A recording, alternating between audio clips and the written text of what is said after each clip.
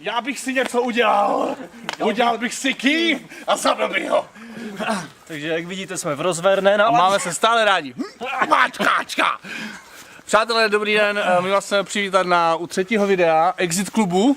Ahoj. My jsme vám minule slibovali, že vyhlásíme vítěze naší první soutěže. Z těch spousta odpovědí ano. Máme jednu správnou. No ten človíček byl nejblíž. Otázka zněla, jak vysoká je Jana Millerová. A aby jsme vám připomněli, kdo je Jana Millerová zde. Ahoj. Máme oficiální metr Guinnessovy knihy rekordů a my si ji změříme. Takže 1, 2, 4, 6, 8. Takže podle mého měřítka Jana Millerová měří 156 cm. Vítězem se stává Kamila Lezo z Valašského Mezříčí. Takže do Valašského Mezříčí posíláme tričko s logem. Spíš šiltovku ona chtěla. Ona chtěla šiltovku? Ona chtěla šiltovku. No nic, tak pošleme šiltovku s logem Exit 316. Gratulujeme. Gratulujeme. Každý díl vám představujeme někoho z našeho týmu. Tentokrát vám chceme představit našeho největšího člena týmu a tím je... to jsi trošku mimo. Tím je Tomáš, ale saměc. Ahoj Tomáši. Ahoj. Tomáši, my jsme rádi, že jsi přišel do práce. Proč vlastně jsi přišel do kamu, do Exitu? Já mám strašně rád mladé lidi. Strašně rád pracuji pro Pána Ježíše a to je dost důvodu pro to pracovat v Exitu. Tomáši, řekni mi, co v Exitu děláš, jaká je tvoje zodpovědnost? Já mám na starosti celý český Exit 316, to znamená český tým, všechny projekty, které řídíme z naší kanceláře, takže pode mě spadá Exit Tour, Exit tréninky, Exit kluby a vlastně výroba a propagace materiálu, které pro vás připravujeme. To je moc hezké. A nějaký veselý příběh z natáčení bys neměl? Takovým setkáním, které se mi nejvíc zadalo do paměti, bylo setkání s klukama, kteří přišli po koncertě v Brně.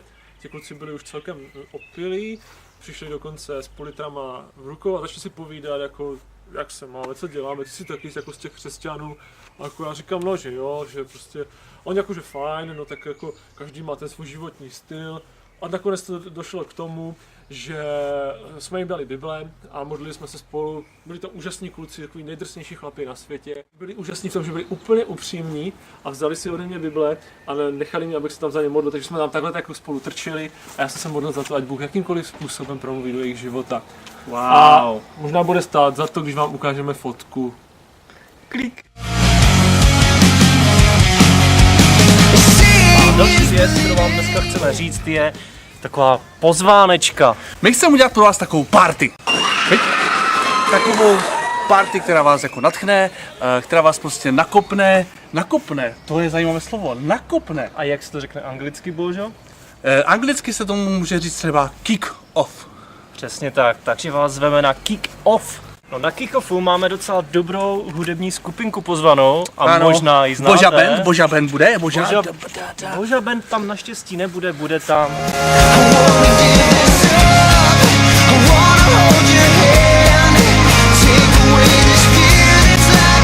Dismas. Ano, bude tam Dismas, takže chceme udělat pro vás takovou party, která vás trošku vám pomůže k tomu, abyste dělali svoje exit kluby, protože my si toho strašně vážíme, že děláte něco, co prostě oslaví Pana Ježíše a můžete tak prostě sloužit dětskám, můžete jim říct evangelium a tak dále. Takže party bude probíhat v Ostravě a potom taky v Kolíně pro Moraváky a pro Čechy. Tady je na obrazovce teď jdou datumy, kdy bude přesně party. A ještě na té party samozřejmě budeme vykopávat jednu důležitou věc a to je nová série starých exit klubů sestříhaných.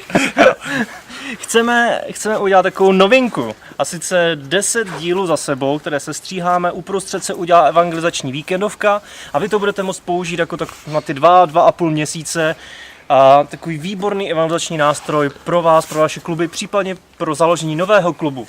Budeme taky vykupovat zříceniny, takže Tomáš i já tam budeme společně. Až tam bude hromada dalších lidí a hlavně čekáme, že tam budete vy. A důležitá věc, chceme, abyste tam přijeli nejenom vy jako vedoucí, ale celý Exit klub, to znamená včetně vašich kamarádů, přátel, všech lidí, co chodí na Exit kluby, křesťané, nekřesťané, ateisté, buddhisté, muslimové. A jiní, ano.